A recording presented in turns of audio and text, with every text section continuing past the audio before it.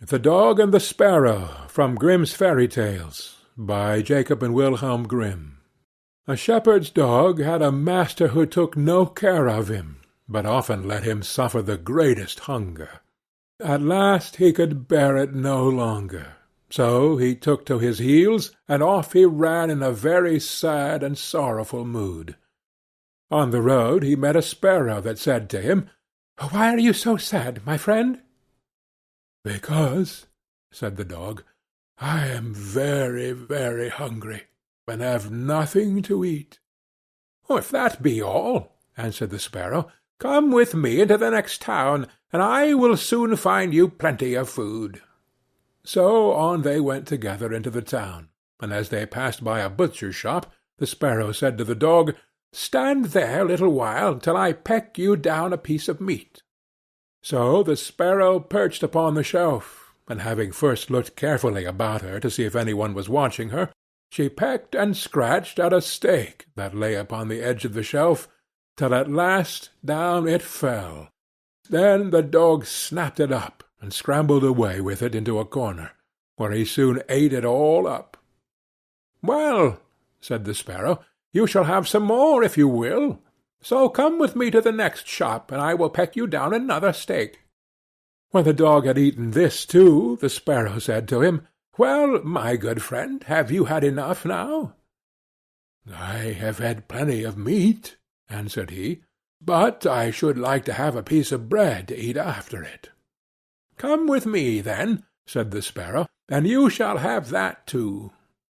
So she took him to a baker's shop, and pecked at 2 rolls that lay in the window till they fell down.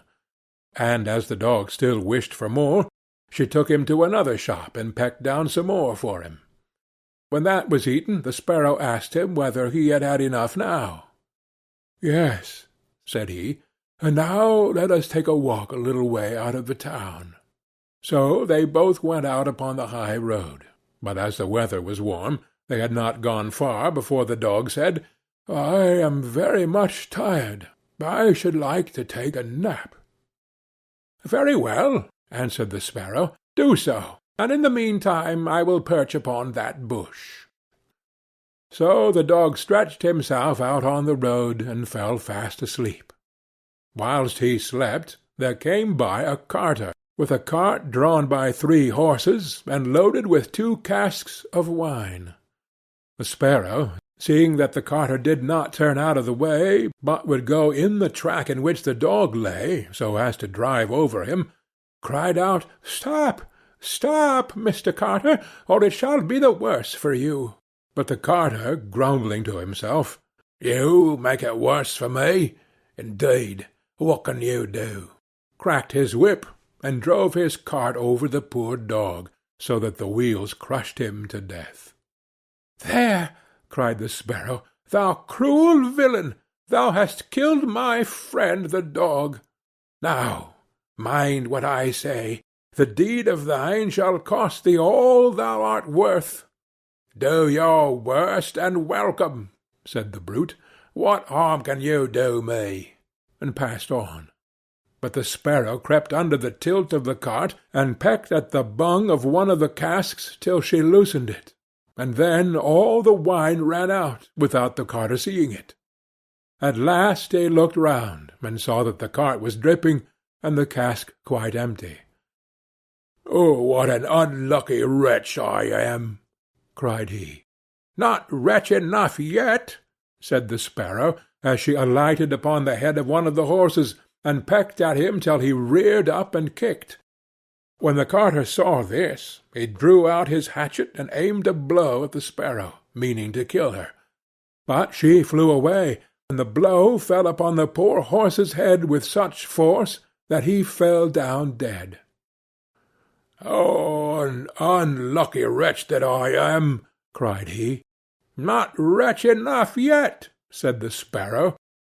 And as the carter went on with the other 2 horses, she again crept under the tilt of the cart, and pecked out the bung of the second cask, so that all the wine ran out. When the carter saw this, he again cried out, "Miserable wretch that I am!" But the sparrow answered, Not wretch enough yet!" and perched on the head of the second horse, and pecked at him too. The carter ran up and struck at her again with his hatchet, but away she flew, and the blow fell upon the second horse, and killed him on the spot. "Alas, miserable wretch that I am!" cried he. "Not wretched enough yet," answered the sparrow as she flew away. "Now will I plague and punish thee at thy own house."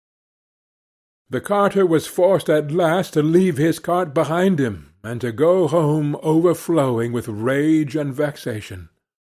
"Alas," said he to his wife, "what ill luck has befallen me! My wine is all spilt, and my horses all three dead."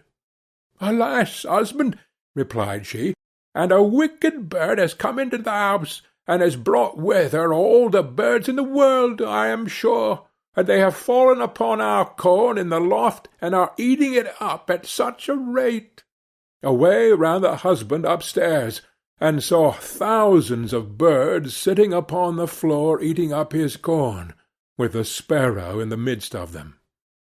"Oh, unlucky wretch that I am!" cried the carter, for he saw that the corn was almost gone. "Not wretch enough yet," said the sparrow. "My cruelty shall cost thee thy life yet," and away she flew. The carter, seeing that he had thus lost all that he had, went down into his kitchen, and was still not sorry for what he had done, but sat himself angrily and sulkily in the chimney-corner. But the sparrow sat on the outside of the window, and cried, "Carter, thy cruelty shall cost thee thy life." With that he jumped up in a rage, seized his hatchet, and threw it at the sparrow. But it missed her, and only broke the window.